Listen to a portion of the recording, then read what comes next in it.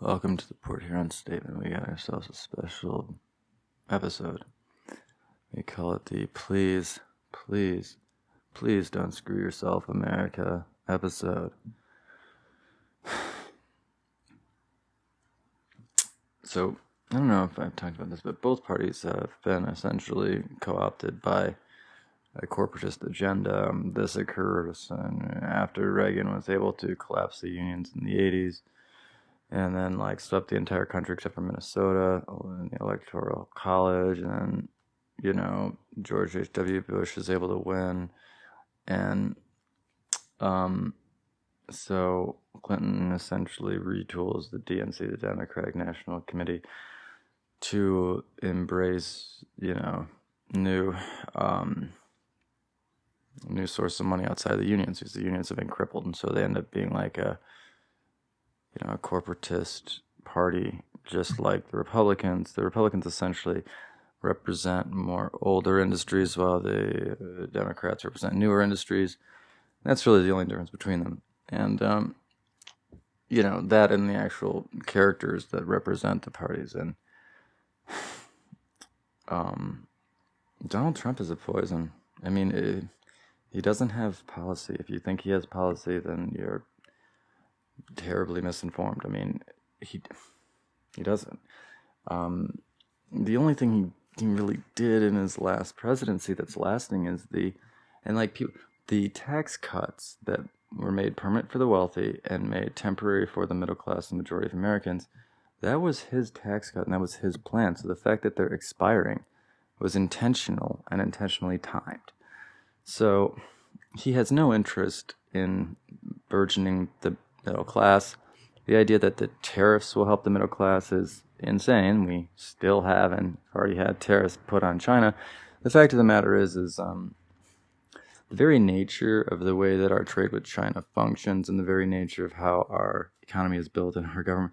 The problem is you can't add tariffs because there is nothing to replace the infrastructure and industrial output of China domestically, because the ultra-wealthy individuals that have the infrastructure in this country have exported as much of it as they can because of the advantage in terms of environmental, laws, labor laws, and also the extreme difference in the currency exchange. So, they're able to pay someone 10 cents an hour.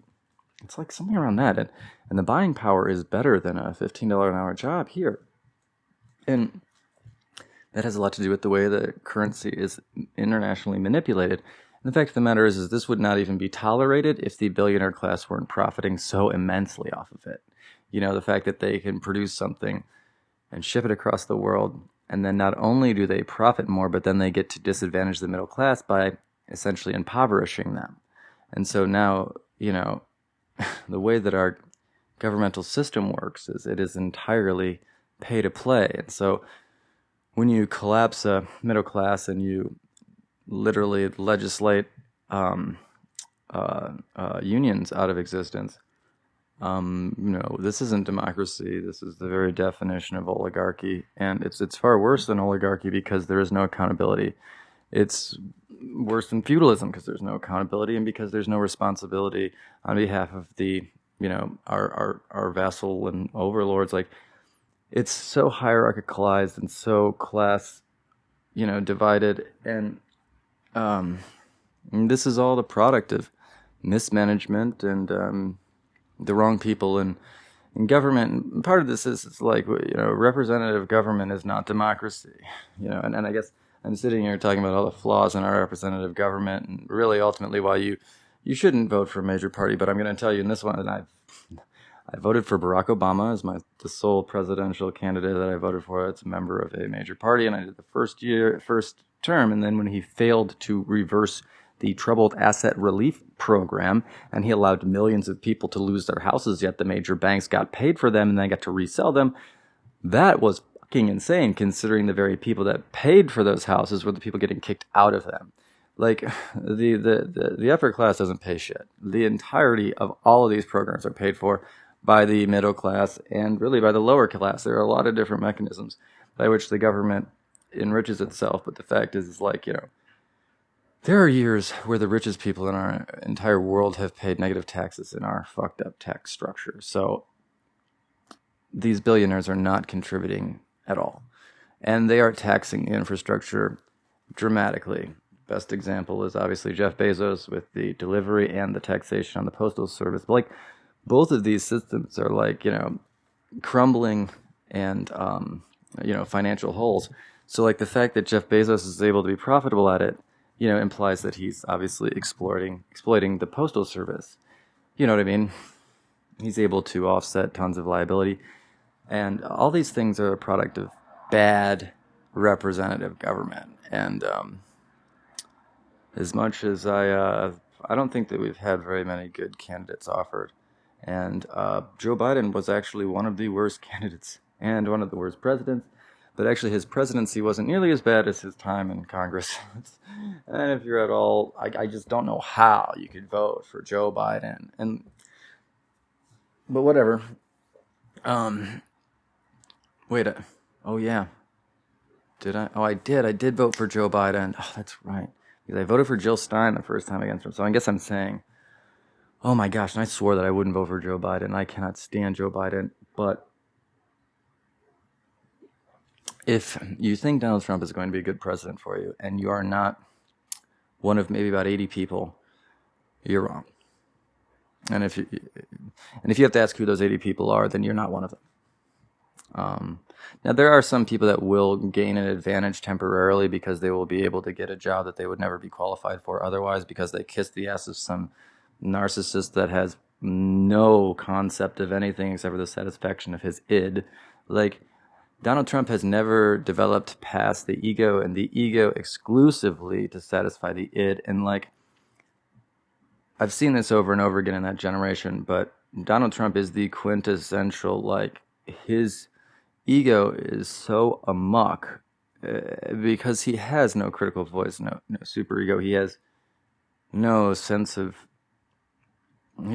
self or identity because everything is just the satisfaction of his strange appetites and lusts and his desire to be superior, whatever that even means. He doesn't necessarily know what these things are because he doesn't have any, he's not sentient. He literally exists for the satisfaction of himself. And because of that, you can't have any integrity. Integrity is the consistency of ethical and, moral beliefs or whatever, even in situations where they're not convenient, I guess you'd say. So, like, it's easy to say, a good one is I'm against abortion and Trump. But if a libelous pregnancy were to be easily erased, he would do it, and we know this. So, like, that's zero integrity. And you have no integrity, you have no identity, because ultimately all of the things that you're doing are just the satisfaction of your id, your appetites that are defined by your evolution to propagate. And if that's all you are, you shouldn't be running the country. But the sad thing is if you're voting for Donald Trump, you probably are in the same position of still being a child despite being old enough to vote. And it's there's no point. I'm not going to reach those people, I mean, if you're not that, if you are not an adult child and you're voting for Donald Trump, then you are an exploited person, period. I mean, even if you are among the super wealthy that will be advantaged by Donald Trump's presidency, you should have the foresight to see that you will suffer in the long term. Like, I can't go into the. This is actually very easy to prove that the few policies that Donald Trump has are going to be disastrous, and also to prove that the policies that Trump enacted in his first presidency were disastrous. Also that Joe Biden's economy, all these things were more the result of Trump's presidency, though Joe Biden's presidency has been horrible. I mean, oh God, it's like, these are puppets. Donald Trump's a puppet because he's such a moron. All you have to do is put some sort of carrot in front of him, something that satisfies his id and or ego, and he will be easy to manipulate, and he'll have no awareness of it. You know, he is you have to understand that I actually worked for Donald Trump and have been in rooms with him with only one other person. He's a moron. And someone wants to discredit that. Joanne De Palma Incorporated, Columbus Circle, Manhattan, 2005. So we're working at the Trump Tower. Interior architecture and design. I was doing the photography and the graphic art for Joanne De Palma at the time. I would love to talk to her. Oh, she's still around. She's cool as hell. But he's just trying to quit too. It's so messed up. He's such a messed up dude. He rips off the contractors. He retains all these lawyers so that he can continually defend himself in the lawsuits that inevitably arise from him ripping off the contract. He's a disgusting human being on every scale. Trust me, if you had any personal involvement with him, as one of his voters, you would despise him. He is a terrible person to deal with.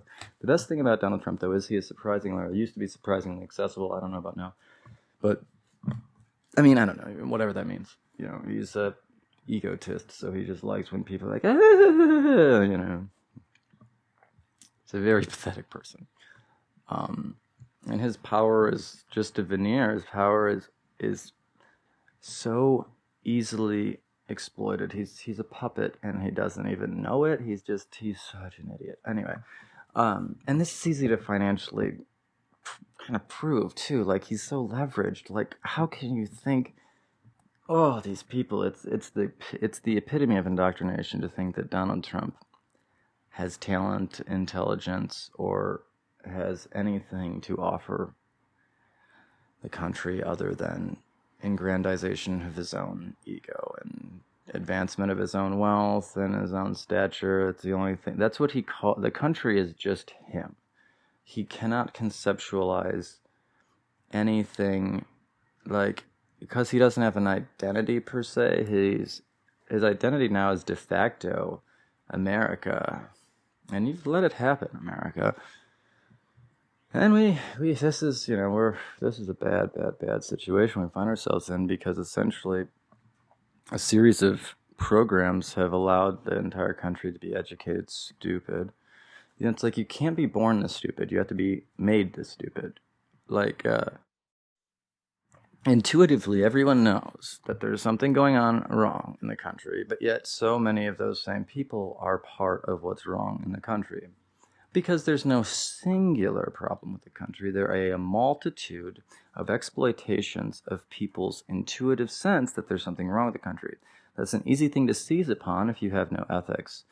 And, because this has become a scamocracy, no one's able to produce anything because you can't possibly compete with China. And all of the opportunities have been cornered because we have an extremely hierarchical society that has been exclusively financialized.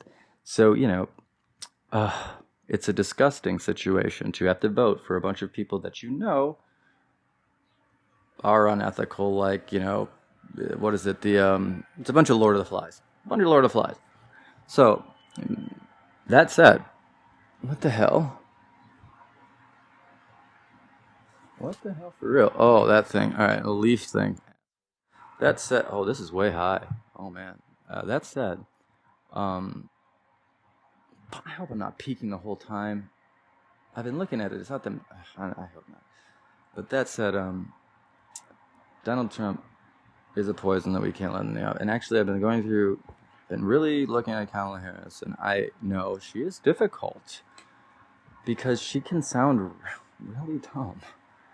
And honestly, I don't think that she is, like, particularly intelligent, but she's also not dumb. She's actually probably one of the best presidential candidates we've had in a long time.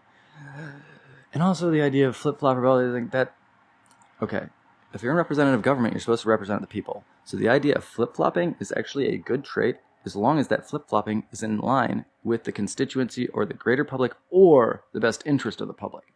Sometimes those things aren't the same. And at this juncture, it seems like we're at a point where we really need a strong leader that has the ability to see that sometimes people don't actually have their own best interest in mind because their own minds have been co-opted by individuals whose narcissism is so profound that they're willing to co-opt anything. Nothing is holy, and therefore they will attack the most holy things in order to seize control over you financially, sexually, or otherwise.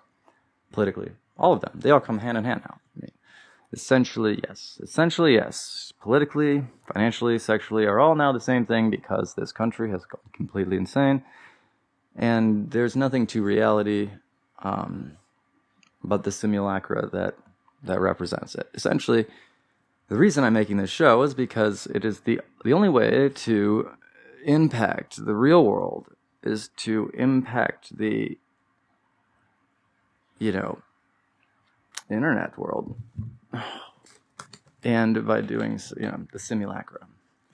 Because right now, simulacra is being manipulated to make it out like this area is not what it is. It is a disgusting mess. And, there's a bunch of, have you ever seen the South Park, Diddy Did It? No, we're in a situation like that. But anyway, the politics. Do not vote for Donald Trump and vote for Kamala Harris. If you have been convinced to vote for someone other than Kamala Harris, you're being manipulated and exploited, and you should look at your close friends group and see who has been planted. And then, seriously. And then, follow the money. This is not that. It's hard to believe until you really start to see what's going on. And then, the next thing is just look at the propagation of Clash of Clans. Anyway, don't vote for Donald Trump. Vote for Kamala Harris. I hate endorsing a major party candidate. And then the other thing is, locally, you got to write in Warren Head. You've got to write in Warren Head for sheriff. And I would just say go with the general boost, oust the incumbents. If you have an opportunity to get rid of a local incumbent, take it. I should have done more looking into the actual political options locally. I know who I'm voting for, but I don't have high enough degree of familiarity to feel confident about suggesting anything other than definitely vote against Trump. And the only way to really do that is vote for Kamala Harris. And definitely vote against Matt King. And the only way to do that is to write in Warren Head. And other than that, I would say just any type of change has the potential to disrupt the status quo locally.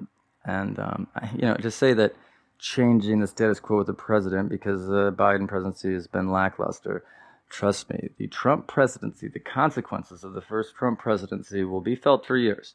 If we allow another Trump presidency, if you've read Project 2025 and it doesn't make you nauseous, then you're a sick person that will never find happiness. I mean, or you're so indoctrinated that you need to be unindoctrinated. I mean, you can't be an authentic Christian and believe that shit.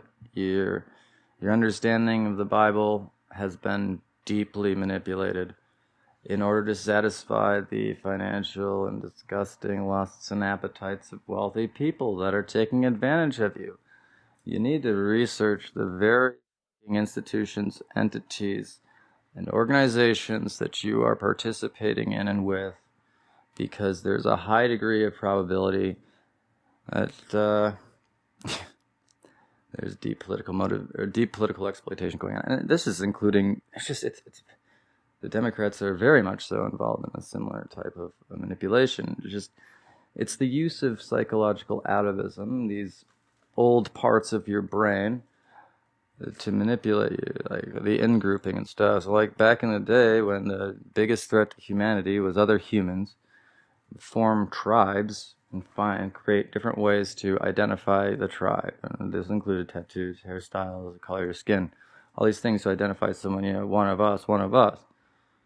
And so that created psychological, physiological and psychological manifestations in the human brain that are no longer advantageous. Humanity needs to work together. And that's what the New Testament is really all about. It's about the movement from the eye for an eye to the turn the other cheek. Humanity does not need to compete with one another anymore. It needs to cooperate. And that is the core misunderstanding that is being exploited by these in-group, out-group, it is, what do they call it? It is an atavism. If you are being exploited by in-group, out-group, so if you're a Trump supporter or if you are allowing the in-group to any type of in-group, anything that you belong in, any fraternity, sorority, or organization that is co-opting your free will, that is heavy, and it is going on everywhere in America right now because, the poor education makes people vulnerable to it. If you haven't seen how people have exploited people in the past, you're vulnerable to be exploited in the exact same way. The third awakening is going to be the worst one, and we look at the first. What is it?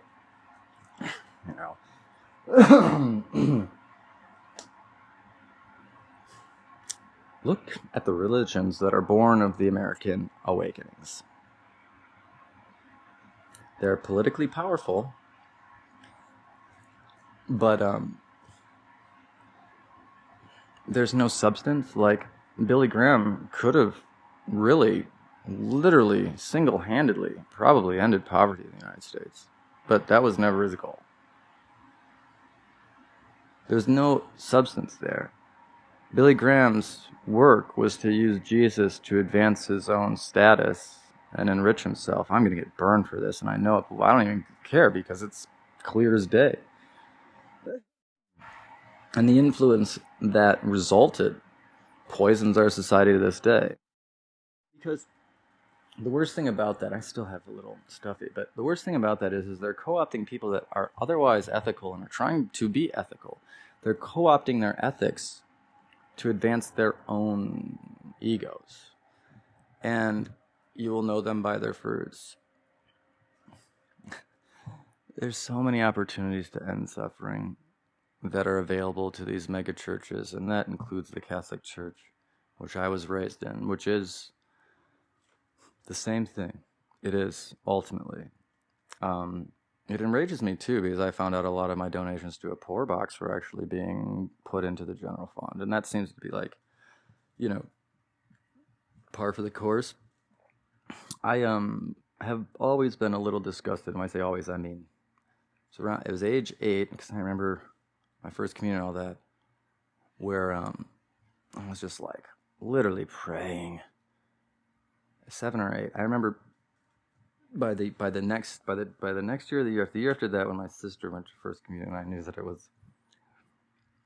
was praying my first communion to have some type of experience that would give me something, because the hypocrisy, there's too much contradiction,